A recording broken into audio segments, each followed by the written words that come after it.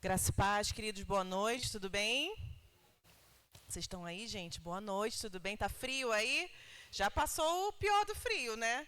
Semana passada a gente tava igual picolé, ninguém conseguindo sair de casa direito. Peraí que eu botei a senha aqui errada. A gente vai continuar falando sobre renovo, sobre renovação. Eu quero compartilhar com vocês algumas coisas que o Senhor tem falado comigo, na nossa casa, com o Leandro também. Leandro de vez em quando fala aqui que a gente tem conversado, né? A gente conversa muito em casa, muito. A gente conversa sobre várias coisas, não tanto quanto a gente gostaria, inclusive, porque 3 crianças, né, que querem a nossa atenção integralmente. Mas a gente tem conversado muito sobre esse renovo poderoso do Senhor, sobre esse renovo que se estende por todas as áreas da nossa vida. E eu fico muito maravilhada em como a Bíblia, ela é um livro tão completo, que ela se confirma em si mesma. E eu queria conversar com vocês sobre algumas dessas confirmações na Bíblia que falam sobre esse renovo, que falam sobre esse tempo novo. E aí eu queria que você abrisse comigo sua Bíblia lá no livro de Isaías, capítulo 11. Isaías 11.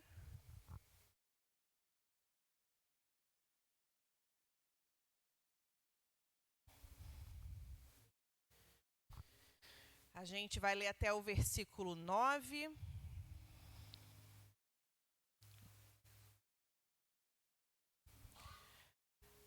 Você achou? Amém? Vamos ficar de pé e vamos ler juntos, em pé, a Bíblia. Ler a Bíblia em pé era uma tradição de John Wesley, fundador do movimento metodista, e nós herdamos isso. E até hoje nós, quando vamos ler a Bíblia, nós fazemos o possível, quando há a possibilidade de estarmos em pé. Então, quero te convidar para ficar em pé. Isaías 11, 1.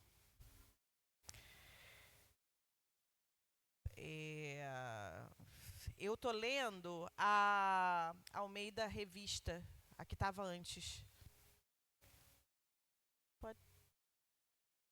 Que estava antes dessa.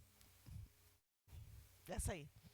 Diz assim a palavra do Senhor: porque brotará um rebento do tronco de Jessé, e das suas raízes um renovo frutificará.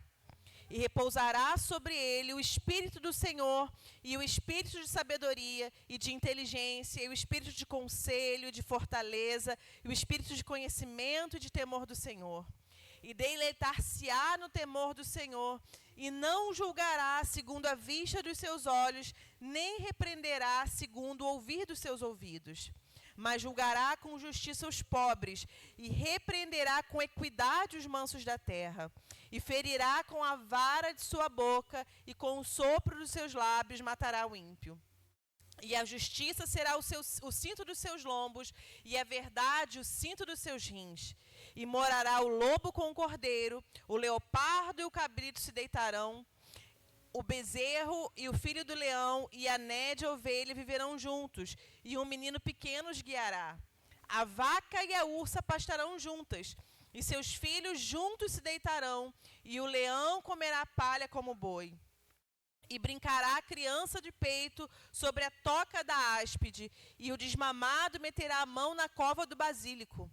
Não se fará mal nem dano algum em nome do em todo o monte da minha santidade, porque a terra se encherá do conhecimento do Senhor, como as águas cobrem o mar. Amém? Você pode sentar.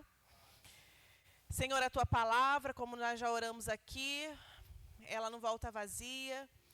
Eu te peço nesse momento, Senhor, que o teu Santo Espírito, Pai, seja o intérprete daquilo que tem vindo do alto sobre as nossas vidas aqui.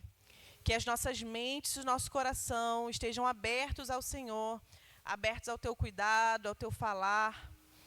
E a nossa vida é tua, Senhor, e essa noite é tua, em nome de Jesus, amém.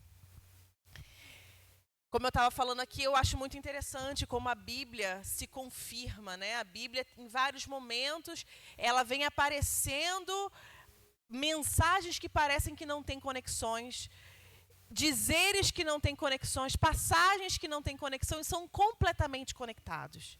Completamente conectados. E aqui em Isaías 11, Isaías estava, a gente lê lá em Isaías 6, né? que no ano da morte de Uzias, Isaías viu o Senhor. Então aqui a gente está falando de um povo que está passando por um processo de degradação. Um povo que está passando por um processo de perder as suas origens, de não saber quem eles são.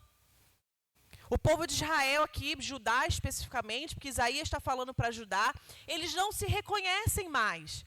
Porque quando Deus fala com Moisés, Deus fala com o povo no Egito, ele fala, eu vou levar vocês para uma terra que mana leite e mel. Então a promessa do leite e do mel está sendo desfeita aqui.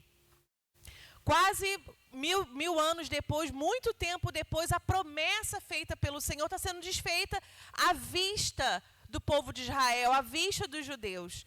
E Isaías é esse profeta. Isaías é esse profeta que vai, no meio do povo, falar da iniquidade do povo, falar dos castigos daqueles que vão perseguir o povo de Deus, e vai falar principalmente da vinda do Messias. E aí, Isaías é muito interessante porque ele dá uma profecia negativa e fala do Senhor, da vinda de Jesus. Uma profecia negativa e fala da vinda do Senhor Jesus. E Isaías vai construindo uma narrativa sobre esse Jesus que vem e que vai reconstruir, vai refazer todas as coisas. E aí, a gente começa no versículo 11, no versículo 1 do capítulo 11, falando assim, porque brotará um rebento do tronco de Jessé. Quem é esse rebento? Quem é esse renovo? É o Senhor Jesus. É Jesus. Isaías está aqui falando, Jesus, o Messias, vai brotar do tronco de Jessé. Isaías está dando aqui o endereço de Jesus. Ele está falando, olha, Jesus vai vir do tronco de Jessé. E quem é Jessé? Jessé é o pai de Davi. Então, Isaías está dando aqui o endereço. Vai vir da família de Davi o renovo. E aí, é muito interessante, são coisas muito curiosas. Que aqui Isaías vai e fala de um tronco de Jessé, de raízes. E lá em João, capítulo 15, o que Jesus vai falar? Eu sou a videira e vocês são os ramos. Vocês conseguem perceber essa conexão? Aqui tem um renovozinho que está saindo de uma madeira, está saindo de um tronco. É como se fosse Jesus, é aquele rebentozinho ali. Só que Isaías está falando isso aqui em 700 antes de Cristo. 800 anos antes, Isaías está falando desse renovo. E quando Jesus, lá falando para os discípulos, para os primeiros discípulos, ele fala, eu sou a videira e vocês são os ramos. Então, sabe uma coisa que veio no meu coração, que o Senhor falou no meu coração? É que o renovo, esse renovo aqui do capítulo 11, somos eu e você. Eu e você somos o renovo do Senhor. O Senhor Jesus é o renovo, mas eu e você somos discípulos e discípulas do Senhor.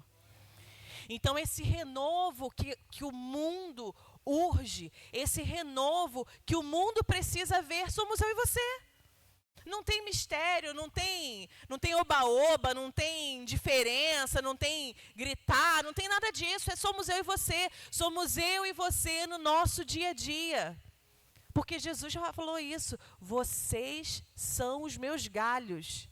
Eu sou a videira, ele é o renovo. E o que nasce a partir daí, somos eu e você. E é muito interessante, porque a gente tem que entender que no versículo 2, a gente vai falar sobre o Espírito do Senhor que pousa sobre nós, com sabedoria, inteligência, conselho, fortaleza, conhecimento e temor do Senhor. Existe um Espírito pousado sobre nós que somos o renovo do Senhor. Romanos capítulo 8 vai dizer que o Espírito, que nós recebemos o Espírito de adoção. Eu e você fomos adotados por esse Espírito que Jesus derramou. Não vem do nada. Sabe, a gente às vezes entende, a gente quer se perceber como muito diferente, como se nós fôssemos muito capazes, muito santos, mas não tem nada disso. Eu e você recebemos um Espírito de adoção. Esse Espírito aqui, que está falando aqui, esse Espírito do Senhor, que derrama sobre nós sabedoria, inteligência, conselho, fortaleza, conhecimento e temor do Senhor. Esse Espírito foi recebido por mim e por você na cruz do Calvário. Esse Espírito foi recebido por mim e por você lá em Atos 1, quando Jesus fala: e ficais em Jerusalém, porque vocês vão receber do alto poder. E vocês vão ser minhas testemunhas. Vocês conseguem perceber essas conexões? Vocês conseguem perceber que você é o renovo, mas você também recebeu esse Espírito de Isaías 11?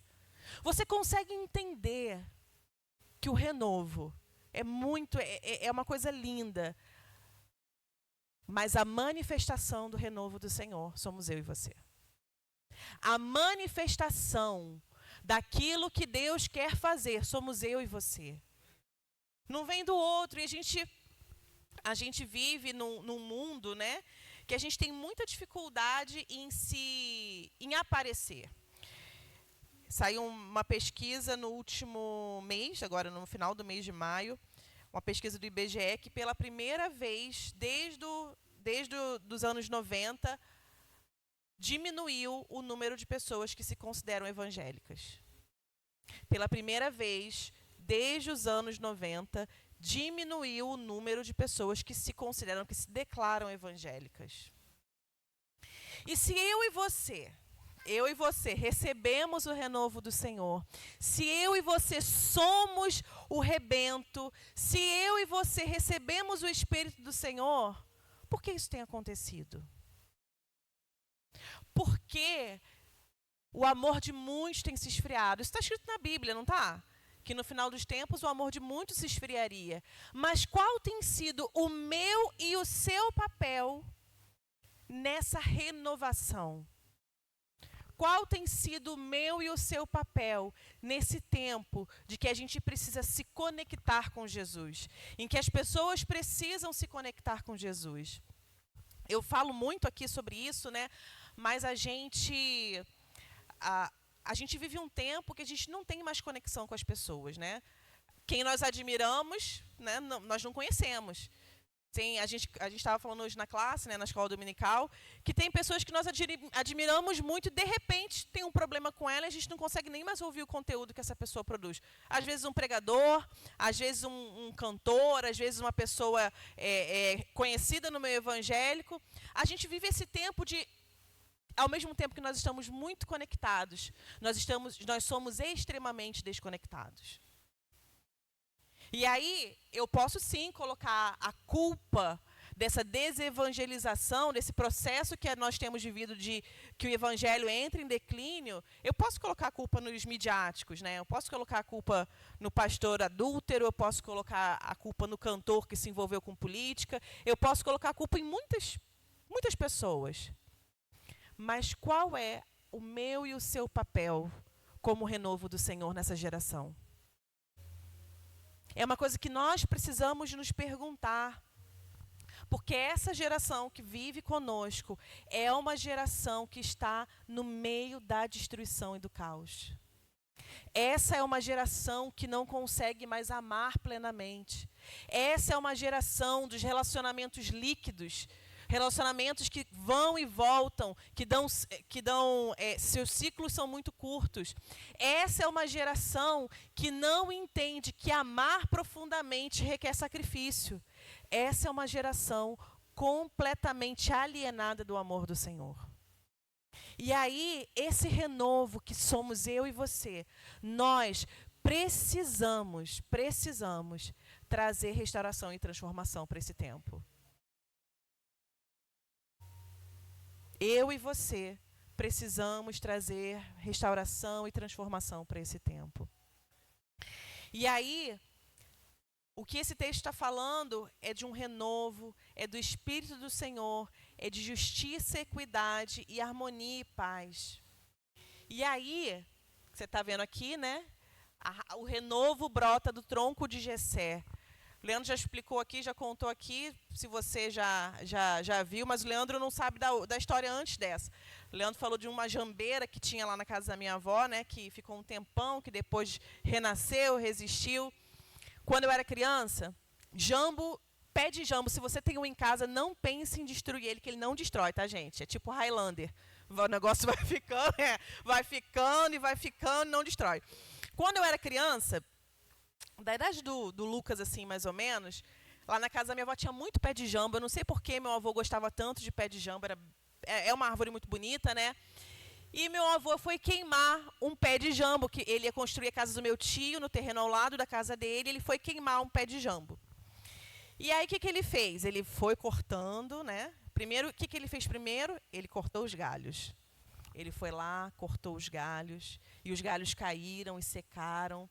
E aí veio o inverno e se você não sabe, né, a gente não corta a árvore em mês que tem R. Olha aí, vou dando dica para você, moradora da roça de Itaipava. Mês que tem R, você não faz poda, porque senão não vai crescer direito. Entendeu? Então, maio é mês de cortar árvore, tá? Junho, ok, corta árvore. Julho também, agosto também, setembro já dá para cortar árvore. Mas essa brincadeirinha é para te falar que ele cortou. E aí depois ele veio, secou, estava bem seco. Ele fez um rego em torno do pé. Aí o rego, para não deixar virar água pro pé de jambo. Depois ele veio, cortou o pé de jambo, o tronco do pé de jambo. E depois ele queimou o pé de jambo. Caiu, cortou, queimou. E aí, esse pé de jambo ficou um tempão, ó, brotando. Mas ficou muito tempo brotando. Porque, mesmo no tempo de destruição, existe o renovo. Existe a chuva que cai. Existe o remanescente de Deus. E eu e você somos esse remanescente. Não sei se você tem percebido, mas o mundo tem atacado sistematicamente o povo de Deus. Existe um ataque sistemático. Existe um ataque sistemático em relação ao pecado. Né? O pecado tem nos rondado. O Leandro hoje falou sobre a questão de pecados sexuais, né? Mas quando eu era criança, e era muito mais fácil, né? A gente sabia o que era pecado e o que não era pecado. Né? Isso, inclusive, foi tema de muito abuso espiritual, né? Hoje nós entendemos que o pecado é entre você e Deus. É você e Deus que tem que analisar. Só que isso deixa muita margem, é muito largo, né? O que é pecado? E o mundo vem nos bombardeando, dizendo que não tem nada a ver. Não tem nada a ver um copo de vinho de vez em quando. Não tem nada a ver você namorar com alguém. Namorar tendo relação sexual com essa pessoa, não tem nada a ver. O mundo diz para você que não tem nada a ver você pegar um dinheirinho ali, esconder. Né? Eu não vejo novela porque eu não tenho tempo. Se você vê novela, amém. Eu não tenho nada contra isso, tá, gente? Não tem nada contra, se eu vou dizer isso para você. Você pode ver novela. Não é pecado ver novela. Mas eu acompanho no Instagram, né? O Instagram tá rolando lá, eu tô vendo. E aí tem uma novela que está acontecendo agora, que a personagem principal, ela tá fazendo trambique para conseguir se dar bem. Né? E aí tem a outra personagem principal, né, que ela faz de tudo, com coisas ilícitas, ela faz o que for preciso para que a vontade dela seja estabelecida. Essa novela é um remake, está sendo refeita do início dos anos 90. Só que no início dos anos 90, essas duas personagens eram vilãs. Ninguém gostava delas. Hoje, você vai rolando o feed, tá todo mundo falando bem dessas duas personagens, da ladra e da trambiqueira. Todo mundo falando, eu gostei, ela é legal, é desse jeito que eu faria. Porque a métrica que nós estamos apresentados hoje nessa sociedade é uma métrica muito larga. É uma métrica que cabe qualquer coisa. Então, se eu e você não nos entendermos ramos desse renovo, a gente vai perder. Se eu e você não nos manifestarmos como ramos desse renovo, dessa videira, não vai ser bom. E aí, lá em João 15, como eu falei, que Jesus vai usar a metáfora da videira, que ele fala que eu sou a videira e vocês são os ramos, ele continua falando, se alguém permanecer em mim e eu nele, esse dará muito fruto. Quais são os frutos que eu e você precisamos apresentar como renovo do Senhor? Quais são esses frutos que a gente precisa apresentar ao Senhor. É interessante a gente notar, né, que o Antigo Testamento, existe a escola de profetas, né? Elias tinha a escola de profetas. No Antigo Testamento, todo o ensino religioso se dava através de escolas. Dentro de casa, com o pai e com a mãe, principalmente com o pai, e nas escolas proféticas. No Novo Testamento, Jesus não faz isso. Jesus inverte essa lógica. No Novo Testamento, Jesus fala de discípulos. Então, Jesus ensina através do discipulado. E aí, o que eu queria pensar com vocês é que quando esse renovo alcança o discípulo... Quem aqui é discípulo do Senhor Jesus? Não, só 3 pessoas, né? Quem é discípulo do Senhor Jesus aqui? Mais uma meia dúzia. Ser discípulo do Senhor Jesus não é uma tarefa tão fácil, né? Pedro foi discípulo do Senhor Jesus e Pedro, segundo a tradição, foi morto numa cruz de cabeça para baixo. Paulo foi discípulo do Senhor Jesus e foi torturado por toda a sua vida por pregar o evangelho do Senhor. O discípulo do Senhor Jesus, ele precisa entender que para ser discípulo, ele precisa receber uma nova natureza. Ele precisa entender que para ser discípulo, o Espírito do Senhor precisa repousar sobre ele, sobre mim, sobre você. Não há discipulado, não há renovo sem que haja o repouso do Espírito do Senhor. Você pode pensar, ok, você não precisa pensar no o Espírito, não precisa nem entrar nessa porta aqui, gente. Dizer para vocês, a gente pode performar um culto aqui sem Espírito. Pode pegar, pode ter palavra, pode ter louvor, pode ter oração, sem o Espírito de Deus.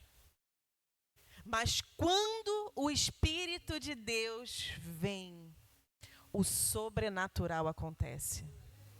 Quando o Espírito de Deus vem, a nova natureza do Senhor em nós é manifestada. Quando o Espírito do Senhor vem, a gente vive pelo Espírito e não mais por nós mesmos. É interessante que no versículo 2 ele vai falar de sabedoria, inteligência, conselho, fortaleza, conhecimento, temor do Senhor. Mas lá em Gálatas 5, ele vai falar de outros frutos também. Vai falar de amor, de alegria, de paz, de paciência, de amabilidade, de bondade, de fidelidade, mansidão e domínio próprio. Isso é fruto. Isso é manifestação do Espírito do Senhor que repousa em mim e em você. Não dá para a gente falar em viver com o Espírito, em viver pelo Espírito, em viver no Senhor, se a gente não está falando em sabedoria, inteligência, conhecimento, fortaleza, temor do Senhor, amor, alegria, paz, paciência, amabilidade, bondade, fidelidade, mansidão e domínio próprio. Aquele que é o renovo, aqueles que são o renovo, precisam entender que a videira precisa dar frutos. Que você que é galho, você é responsável por segurar os frutos da videira, em mostrar os frutos da videira, em mostrar para o mundo aquilo que o Senhor fez na sua vida e na minha vida. Sabe, eu não consigo entender alguém que se entende discípulo do Senhor e não é uma pessoa amável. Eu não consigo entender. É uma coisa básica, né? Parece que é básico, mas ser amável, ser amoroso, ser gentil é o básico de alguém que recebeu o Espírito do Senhor. É básico, sabe? E tem gente que não deixa a gente sem paciência, não tem? Não sei se é só comigo, com você talvez só comigo. Tá sem paciência? Ame. Tá triste? Ame. Eu não consigo entender também quem não tem a mansidão. Você precisa, como discípulo do Senhor, como galho dessa videira, desse renovo, você precisa ter mansidão. Você precisa se mostrar como Jesus se mostrou. Eu me lembro que uma coisa que eu me arrependo muito, né? Eu estava uma vez conversando com um amigo, com um colega lá. Eu trabalhei 5 anos na Petrobras, né? E quando eu fui trabalhar lá, quem fez a entrevista comigo eu não sabia. A gente já era casado. Eu não sabia, né? E depois eu fui descobrir que essa pessoa era membro da Igreja Metodista lá em Cascadura. E a gente se conectou muito, né? As nossas famílias se conectaram muito. E tinha um outro colega nosso que ele era membro da Igreja Metodista lá em Botafogo, que na época era campo missionário. E aí um dia eu estava muito irritada, porque ele resolveu que ele ia falar mal do pastor dele comigo. Gente, tem uma coisa que eu detesto. É gente falando mal de outras pessoas comigo. Detesto, assim. Sabe o que é detestar muito? Eu não consigo nem ficar perto. E aí, ele veio falar comigo. Não, que começou a falar do pastor dele. Pastor dele isso, pastor dele aquilo. Eu falando, pastor. Eu falei, cara, para com isso. Para de falar mal do teu pastor. Ele, mas eu tenho que falar que ele está fazendo besteira. Eu falei, cara, tu vai pro inferno. Nunca mais o meu relacionamento com ele foi igual. Nunca mais. Eu saí de lá pouco tempo depois e ele falou comigo, se despediu de mim, mas a gente nunca mais teve o mesmo relacionamento que a gente tinha antes. Porque eu não tive mansidão. Porque eu achei que a minha justiça estava mais correta do que a dele. Eu não tive mansidão e não tive domínio próprio. Porque eu achei que eu sabia mais do que ele. Porque assim, querida, falar mal do pastor é pecado, ponto. É rebeldia, ponto. É pecado de rebelião, ponto. Mas eu apontar isso para alguém de maneira pesada, como se eu fosse juiz, isso não cabe a mim. Porque o Senhor é o justo juiz, não sou eu. Se o Senhor é o justo juiz, não cabe a mim. Eu podia ter acolhido ele e falado, cara, estou te entendendo, você está falando, mas resolve isso com o teu pastor, e teria acabado ali. Ou eu podia ter pegado e falado, vou beber uma água. Saía, bebia uma água e não voltava. Mas a minha falta de mansidão, a minha falta de domínio próprio, possivelmente transformou um relacionamento já truncado com a igreja na falta de relacionamento com a igreja. A gente precisa vigiar como discípulo do Senhor, como quem vive pelo Espírito, a nós sermos construtores de ponte. Você constrói ponte. O que eu quero dizer com isso? Eu e você precisamos construir pontes para que meu irmão e minha irmã estejam mais próximos da presença de Deus. Você consegue entender isso? Não importa se o meu irmão já é crente. Não importa se ele está vivendo na igreja. Não importa. O que importa é que eu e você precisamos ser ponte. Ah, mas o Leandro, Leandro não faz as coisas direito. O Leandro não respeita as coisas. Seja ponte para que ele esteja mais perto de Deus.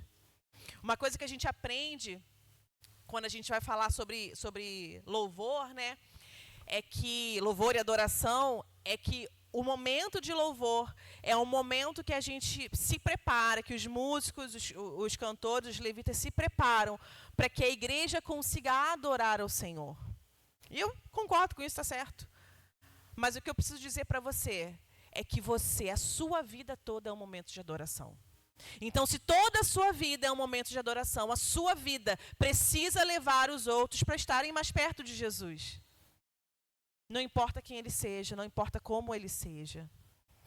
A gente, como eu fui, talvez seja só comigo que isso aconteça, a gente é muito pronto para julgar. A gente é muito pronto para dizer o que é, o que não é, quem vai, quem não vai, quem está fazendo certo e quem está fazendo errado.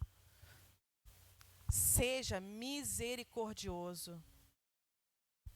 Seja longâmino. Dê mais do que você daria normalmente para alguém que quer viver perto do Senhor. Eleve o seu irmão. Sabe uma coisa que eu falo? Eu costumo falar que os meus filhos, o meu teto vai ser o chão dos meus filhos. Então eu quero que eles comecem do meu teto, para que eles consigam ir muito longe. Você pode pensar assim também sobre o seu irmão e sobre a sua irmã. Que o seu teto seja chão para eles. Seja chão para que os seus irmãos possam andar. Seja chão para que os seus irmãos possam caminhar com você. Seu irmão não está conseguindo, pega a mão dele e vai. Vamos junto. Não mate o seu irmão, não mate a sua irmã. Não deixe que a falta de sabedoria, a falta de amor, a falta de alegria custe a vida eterna do seu irmão e da sua irmã. Isso parece ser muito pesado, mas isso é uma coisa...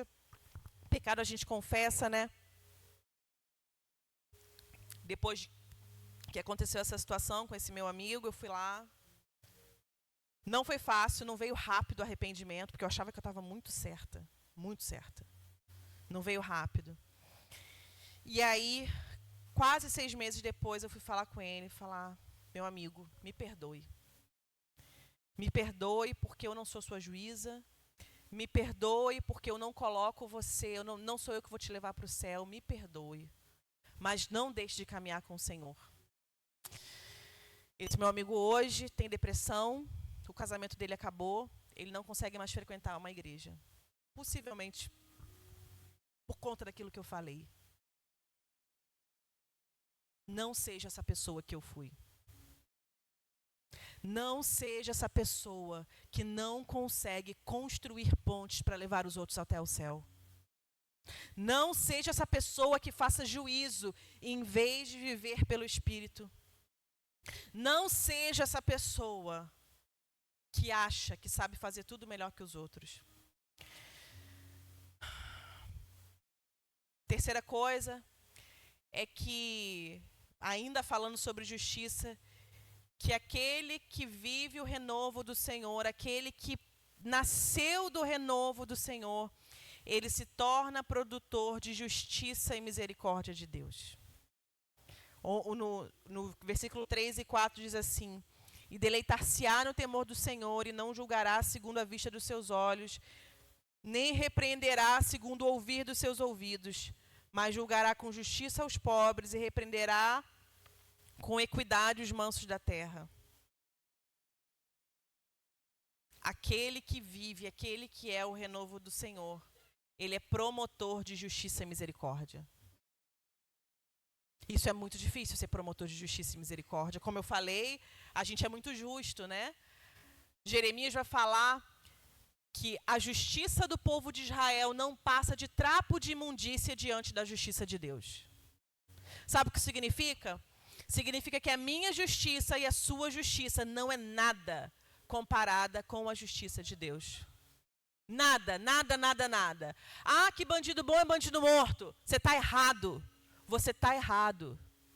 Bandido bom é bandido lavado e remido pelo sangue do Cordeiro. Ah, que eu vou fazer, que eu vou fazer e vou acontecer, que fulano de tal pisou no meu pé, eu vou pisar no pé dele. A vingança pertence ao Senhor.